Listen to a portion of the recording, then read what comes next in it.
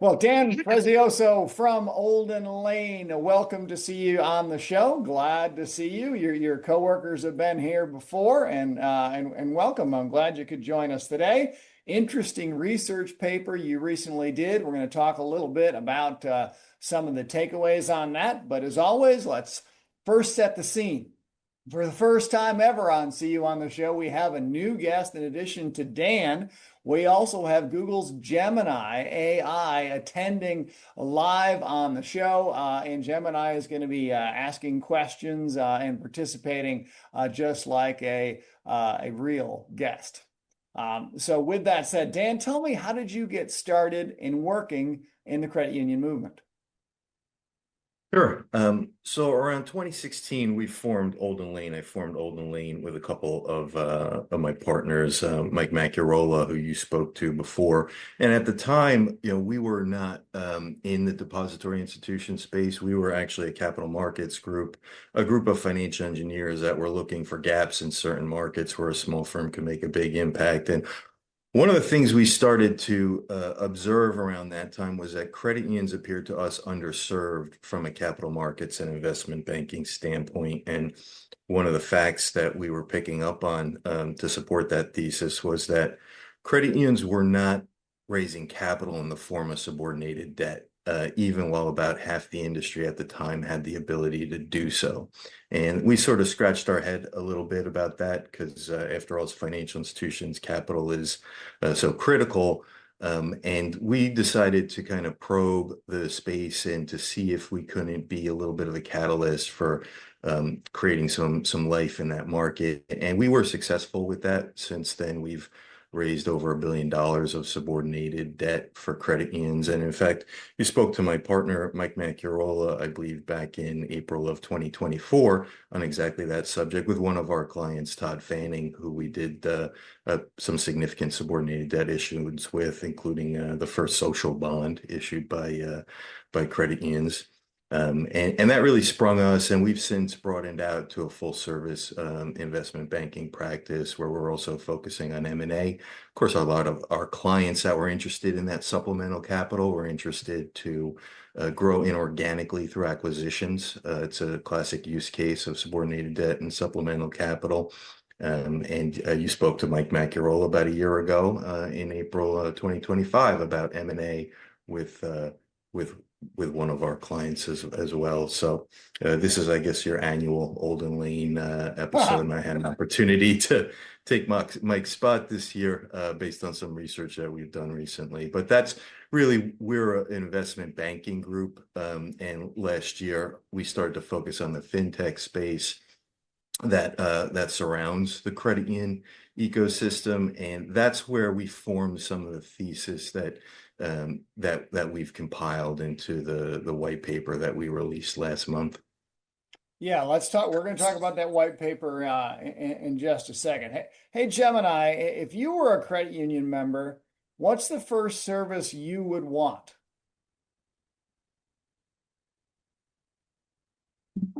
That's an interesting thought. If I were a credit union member, especially a younger one, I'd want a really robust digital wallet that lets me manage my money effortlessly real time, from sending payments to basic investing, with some smart budgeting tools built in. Gen Z values convenience, speed, and flexibility, so having all those features in one place, easily accessible, would be huge. Dan, in your research, is that something you've seen as a focus for credit unions, or are they focused elsewhere? Hey, Gemini's taking over hosting the podcast now. So go ahead, Dan, just talk to Gemini. Already starting to like Gemini. That was a fantastic insight and an excellent question. And my sense is unfortunately not that we're not seeing. I'm personally not seeing, and I'm a millennial myself, not Gen Z, but I'm one of the younger cohorts, and I think one that credit unions needs to be focused upon. And I'm not seeing as much attention to exactly what Gemini just expressed that Gemini would want as a Gen Z user, which is packaging the engagement and, say, the checking account experience with real strong digital tools to organize finances, to get a comprehensive view of them, to get some analysis to help plan and manage expectations from a financial standpoint in the future. And then, of course, to invest. I mean, a lot of credit unions will offer investments in the form of, their LPL partner, and that works great for some, especially those that are busy and have, larger accounts that they want managed externally. But for those that are young and have smaller accounts and want to get started, it's not always the most ideal way, and it's certainly not the way that they're going. And they're going to other platforms for it, like SoFi, like Robinhood, like Wealthfront, and like Coinbase if they're interested in blockchain or cryptocurrency. And what those platforms are doing then is they're taking that engagement and they're introducing everyday banking, which might not necessarily be the front door. Uh, you know, SoFi is a full-fledged bank, but the others are mostly investment platforms. But now, in the last year or so, they've all started to offer everyday banking products, high yield savings, cards, and home loans, and really started to position themselves as a full life cycle banking partner for these generations. And one of the things that we're really stressing to credit unions is focus on your value proposition so that you can give Gemini exactly what Gemini just asked for. Otherwise, they're going to go to others for some of those services. And those other platforms are being very aggressive in terms of trying to get their actual bank deposits, not only their investment balances, but their bank deposits. And right now, the competition, as we see it, is to fund the balance sheet with those younger members. You in the research paper, I want you to just kind of summarize for us a bit. My takeaway was that you're saying that the current financials, the financial structure of what's going on in the marketplace and the net interest margin was masking a bigger problem under the surface. Can you kind of summarize that for us? Yeah, I mean, essentially what we try to convey in the white paper is to really urge credit unions to focus on the fact that the financial services industry is entering into a highly transitionary period, demographically, technologically, and competitively. And by that, I'm really referring to the convergence of three challenges, and it's kind of an extraordinary convergence. But the first one's demographic, and it's related to the succession of the baby boomer generation, where now we have the oldest baby boomers exceeding the average US life expectancy this year, and the youngest baby boomers reaching the average US retirement age this year. So what we're going to now see transpire going forward with accelerating pace is asset transfers to beneficiaries at the top of that cohort, while there's retirement driven income transition at the bottom of it. And what that's going to do is diminish baby boomers as a source of funding for the balance sheet. And as we relate in the white paper, there's a significant number of studies and surveys that seem to indicate that credit unions are at a position for this shift and perhaps too reliant right now on baby boomers. So they're going to have a significant adjustment when it comes to that demographic transition. And while they're tangling with that, they're going to have to navigate the adoption of revolutionary new technologies, including AI and blockchain. And those technologies, going to be unpredictable, but I think the sense is that the impact's going to be profound in terms of competitive dynamics and also the speed at which things start to accelerate. And then there's the emergence of new competitors that we talk about, and I mentioned some of them already: SoFi, Coinbase, Robinhood, Wealthfront, these digital financial platforms. And we could talk about the data, next, but when we look at those challenges and some of the survey data, and then we kind of revisit, what the performance data looks like, we can see some issues starting to emerge. If you want to walk through those next, Yeah, I and we want to think go they're to going to accelerate. I want to see the data. Let's let our, we want to describe the data because not all of our listeners are going to be able to see what you put up. But then I really want you to lean into explaining the trust aspect and the potential ability to try to transfer the trust from generation to generation and how credit unions might think about that. Happy to. Can you enable me to share screen? I can sure try.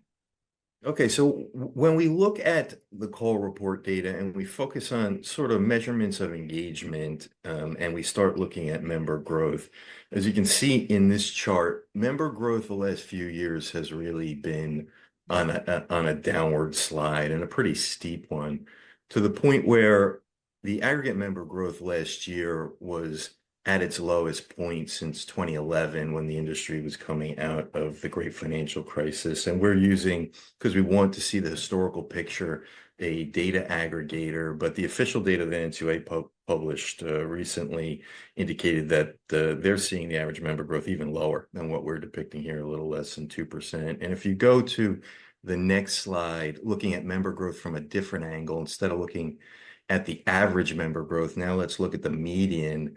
You can see here the same time series that this is at a very an all-time low. In fact, when we back up this time series to look at the last 25 years, this is the lowest point that we've seen the median member growth rate be at negative 0.5%. And it really only transitioned to negative in 2024 for really the first time that we've seen. And if you go to the next slide, just give you a little more of a picture in terms of what net new members per branch. We're seeing that slide again, where we're not seeing as much member growth for the branch expansion that Credians are getting. So, the investments that are being made in net new members are not materializing as much production as they had in years past. And if you go to the next slide, I think we'll see another expression of that, which is marketing expense per net new member. And this is a particularly interesting chart. And I know you mentioned that some folks are going to be audio only. So let me give you a little play of this chart. What we're looking at is a chart here that has the marketing expense per net new member, in 2015 was around $300 per net new member. And it's around that point until about 2018, where it accelerates up to $400 and kind of peaks there in 2019. And then it dips between $350 and $400 until 2023, at which point it shoots up like a rocket to the point where a few years later in 2025, we're now at over $800 of marketing expense per net new member. So we've more than doubled in just a few years. And if you go to the next slide, we can see some of the impact of this challenge with engagement on the income statement. When we look at, OpEx growth, less asset growth. So here, the bars are going to show us, the relationship of these two growth rates, and to the extent the bar is positive directionally, that suggests that operating expense growth is faster than asset growth, and to the extent it's negative, OpEx growth is slower than asset growth. And what we could see prior to the pandemic, they traded places a little bit, but they were pretty close in a pretty tight band around zero, positive or negative, depending on the cycle. And then we had a very extreme cycle during the pandemic when asset growth was much faster than OpEx growth, and we saw balance sheets become more efficient in terms of their size relative to expenses. But then since 2021, operating expense growth has really exceeded asset growth more than we've seen in the recent past, in the past 10 years. And if you go to the next slide, we can see sort of an interesting chart. When we look at the OpEx ratio of the industry, it's grown quite considerably from that dip it took during the pandemic, to the point where the average operating expense ratio across the industry is higher than it was in 2015, which is probably counterintuitive to some of your listeners. Of course, we're all aware of how much technology has come onto the market that one would expect is producing efficiency, but we're not seeing it in the numbers. And I think that's a result that some of the real growth just isn't there. Growth for financial institutions, a large part of it is cyclical. They're all essentially boats on the ocean that is the economy, and are moving up and down with with the waves. But engagement is really what helps generate real growth, which is that growth that's going to exceed operating expenses. And that type of growth just hasn't been there. And it's putting some strain on the performance, certainly putting strain on this ratio. How do we come back to the technology side of it and the digital wallets that and stablecoin launches that I'm seeing lately? Like, how does this data come back to that? I think the stable coins right now are a competitive pressure. I don't think that that's necessarily going to change. I think for credit unions, um, you know, they really need to find a way to get involved and give members a way to engage with that world without going to, say, Coinbase, because the problem with Coinbase is once they're there, they're going to be enticed by a credit card right now that's offering 3% cash back in the form of, Bitcoin rewards if they wish, and they can service the credit card with stable coins. Stable coins become a means of payments as soon as they're attached to a credit card. They can, and Coinbase has already made that bridge and that connection, and they're offering some attractive rewards. And then Coinbase right now is offering high yield on stable coins. So, 375 basis points you're earning on your stable coins. You have a credit card that they'll issue that pays you 3%, Bitcoin back if you wish. And you can service your credit card with your stablecoin balances that are offering a high yield. So, And you got to get paid, you got to get compensated for that increased risk. Your deposits are not insured in that space. And we've seen credit unions starting to issue or make available digital wallets, which is good to see that trend. What are your like? How does this data talk about that trend? I think the message in this data is that credit unions need to focus more on engagement with Gen Z millennials. And part of that engagement is certainly digital wallets and access to those asset classes that these generations want to invest in. So absolutely, I mean, one of our prescriptions, and we're going to have more research coming out. The white paper we're discussing was more of a call to action. Yeah. The forthcoming research is more prescriptive, and let's find a roadmap here. And definitely at the top of that roadmap is that sort of digital investing. And there are, several fintechs right now helping credit unions install that type of capability in a way that can really compete quite directly with these platforms. And we're seeing adoption, hit an accelerating phase. There was more announcements of credit unions adopting that type of capability last year than in the previous 4 years combined. Mhm. So there is adoption, but I'm talking about when I say that, it was like 28 announcements. So we're seeing, 2, 3 dozen credit unions announce. It has to, in our view, pick up. The pace has to pick up in terms of, creating the right value proposition, creating the right identity for these young members, and then equipping that identity with the right tools. And certainly the digital wallet and access to investing and also, stocks, bonds, and all sorts of investing is really important to these generations. The Yeah. average Gen Z is starting to invest as early as a teenager, 19. Whereas the average baby boomer didn't start to invest seriously until their 30s. So I think that goes to show, just how important investing is to these younger generations. Yeah, and I love the idea that you talked about in the paper, and that Jed Meyer from St. Cloud talked about in our interview together about trust, and how them adding a digital wallet at St. Cloud is about trying to transfer that trust into the next generation. And I got to tell you, just as a credit union member, like if I was going to look for a place to custody digital assets, I would be much, much more reassured being able to do that at my credit union. So talk to us about the trust aspect of your research, please.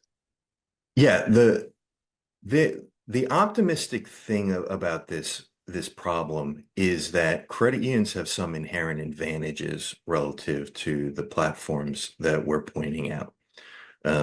For one, the platforms that we're pointing out, while they're growing very rapidly and they're taking share of exactly these generations that credit unions need to be focused on for funding.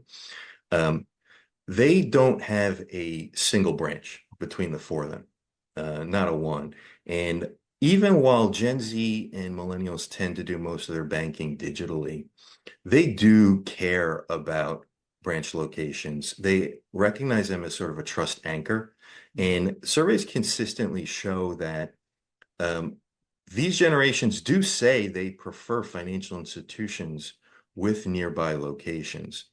And another thing that's important to these generations is ethics and community support. And studies also consistently show that young consumers are motivated by these factors to switching behavior. And these generations will switch. You know, they're far more willing to and likely to switch financial institutions than older generations. So when you think about what credit unions have to offer in terms of being local, having those branches, having a trustworthy brand, the cooperative model, and the ethic that comes with it and the community engagement, those things do package into a compelling proposition to young generations. The problem as we see it is that right now, the gap in terms of the products and services that these platforms are offering young members relative to what credit unions are offering is too wide right now for that credit union difference to really shine as a competitive edge. And I think Gemini said it great to start this conversation and really summarized probably the average Gen Z perspective and even a millennial perspective.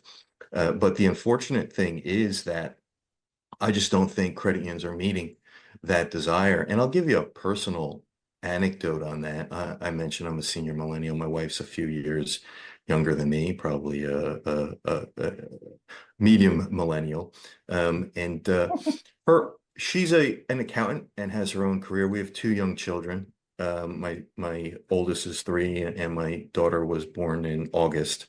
And neither of us are the sort that's going to hand our paycheck to the other to manage the household finances. So we tend to run our finances somewhat separate and autonomously, and then we kind of reconcile on a quarterly basis to make sure that we're cohesively I hope managing that's the a meeting household's finances. involving wine. It Reconcile is. the Oh, it's a family Friday. finances. It's a Friday night special. In fact, we're almost at a quarter end, so it might be tonight.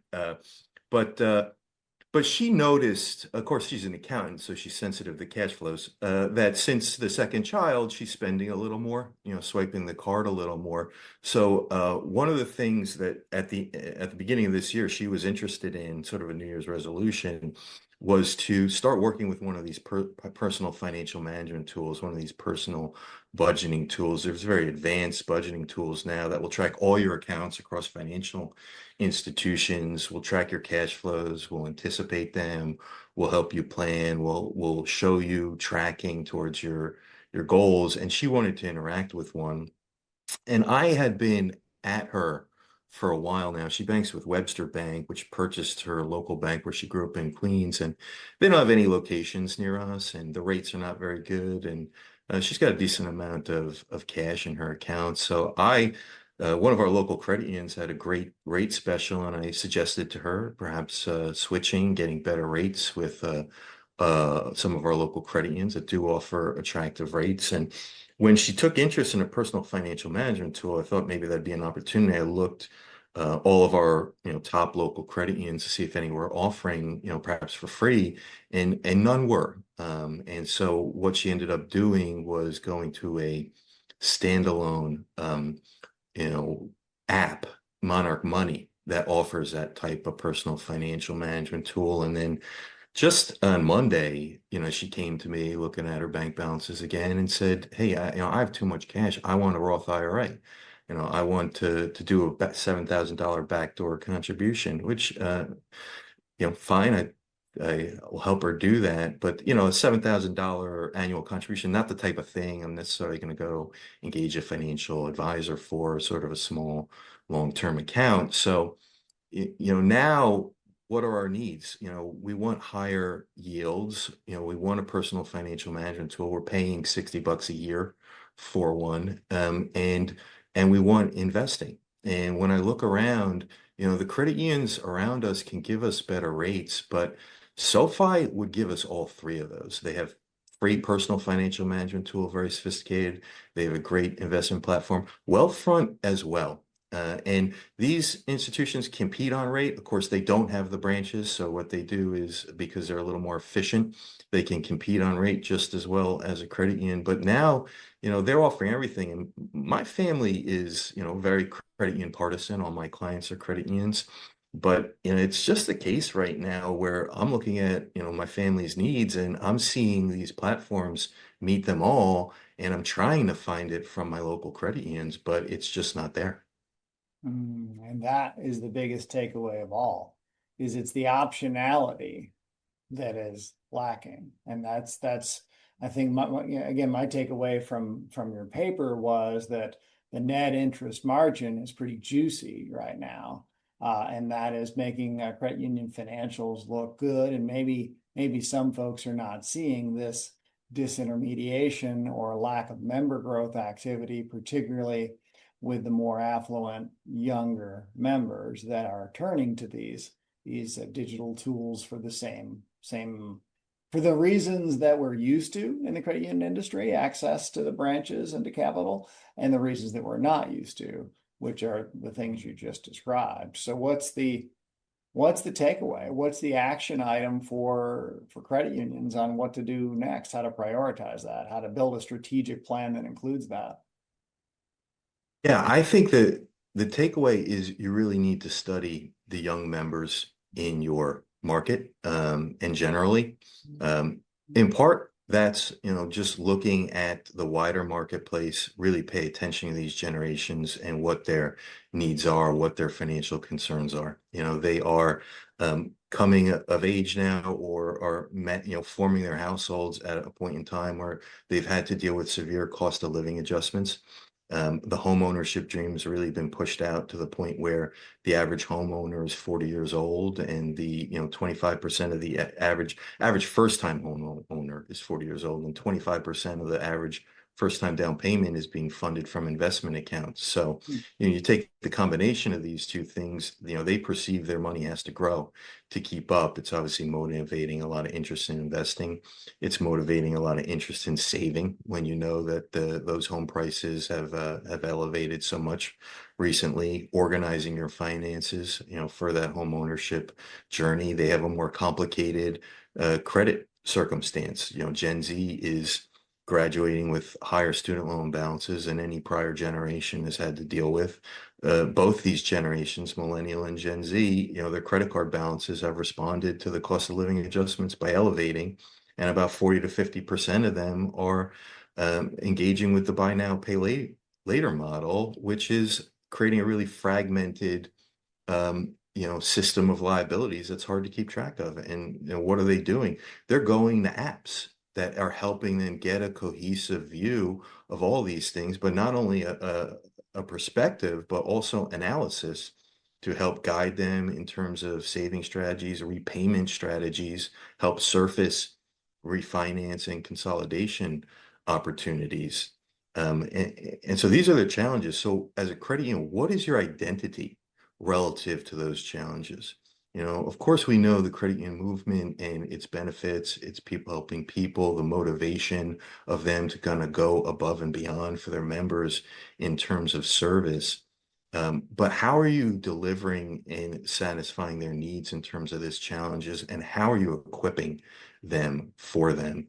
And I think you really need to complete that identity, equip it with the type of things that we're talking about, which I believe is going to require partnership with the fintech ecosystem. Yeah. And that's a complicated ecosystem as well. You really need to start studying and sorting that out. And that's why we're doing this research, is because we know it's a pretty significant challenge. It's going to take a digestion of a lot in terms of understanding these members, but also understanding what's available to engage them, and who the partners are and which are the right ones. But I think you need to start putting it together, and it's not going to be a situation where it's like one or two shiny objects.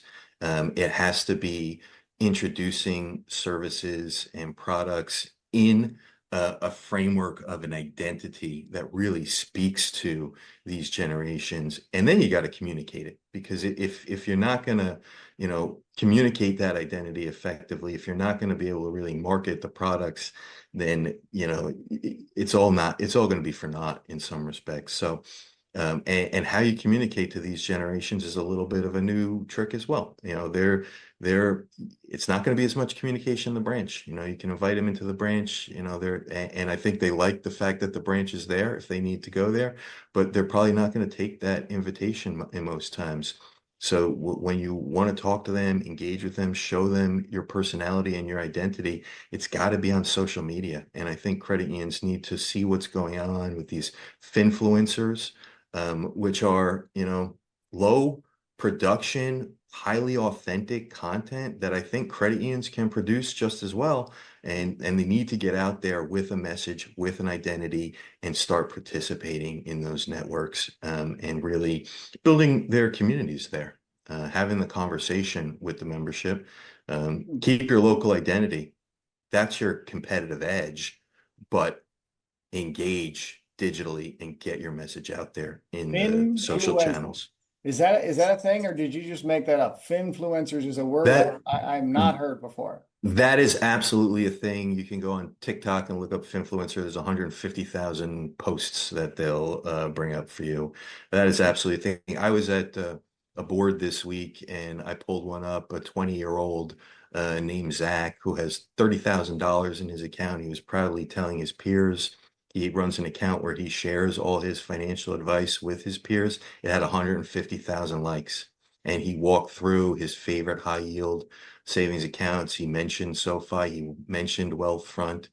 And in fact, Filene Institute, who's also doing research on these subjects, last year published a set of case studies with respect to credit unions that were actually partnering with some of these finfluencers. Some of them Yeah. are available to do endorsements or do partnerships with local financial institutions. So there's an avenue.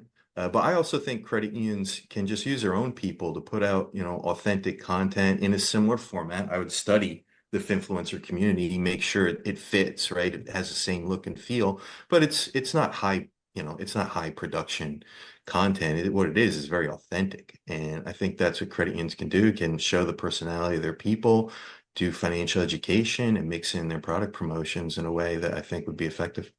That's an interesting low cost angle for credit unions, but my guess is first you need to have the place for those folks to land, the instruments, the platforms that they want, which again, at the beginning, before I kicked Gemini off for talking too much, what it said was it wanted an integrated system for investing, for holding crypto, and organizing its finances. So it's all those things at one place. And I think that's the takeaway from your paper, is that credit unions need to have a strategy to deliver all of those things, leveraging the trust of the credit union movement, the value of the local branches. And to do that, you got to reach out. You got to do some new things and find the fintech partners that many of the largest players in the credit union movement are already partnering with. Yes, that's absolutely right. I definitely agree with that, and I would just say that that you got to find that identity, and you got to start bringing in those partners, and you got to make something cohesive together. It can't just be adopting one or two things in a way that isn't really messaged directly with the identity. And I see a lot of that. I see some of these tools being adopted. I don't see the cohesiveness of the adoption. I don't see it being wrapped in an identity and a value proposition, even among the largest credit unions. And some of those issues that we showed, and I showed them in an aggregate way. But if we stratify and look at the largest credit unions, they're just as susceptible to these pressures as the rest of the industry. In fact, in some measures, we look at even lagging smaller partners. So even I'm talking to the large credit unions as well. I'm not seeing anywhere really the value proposition to millennials and Gen Z as strong as I think it should be. Well, Dan, thank you for the research. That's a really valuable bit of content for the industry, and a takeaway that hopefully will resonate with our listenership. And then you might, all right, so what's next is, in the interviews that I've done, I see this type of thing created from QSOs, created from fintech partnerships. Obviously, TrueStage has a lot of activity going on in that space. There are folks in the credit union industry that have options for you. And of course, we know credit unions like nothing more than other credit unions to go first. And that's what I'm trying to capture on the podcast is examples of credit unions going first, research like Dan has done to try to make it possible for the industry to capture this must-win moment. Dan, thank you so much for your research. Any final thoughts for our listeners? No, I think you said it. You said it perfectly. That's a challenge. Go out there, start engaging with these generations and with the partners that can help you get there. Right on. All right. Thanks, everyone.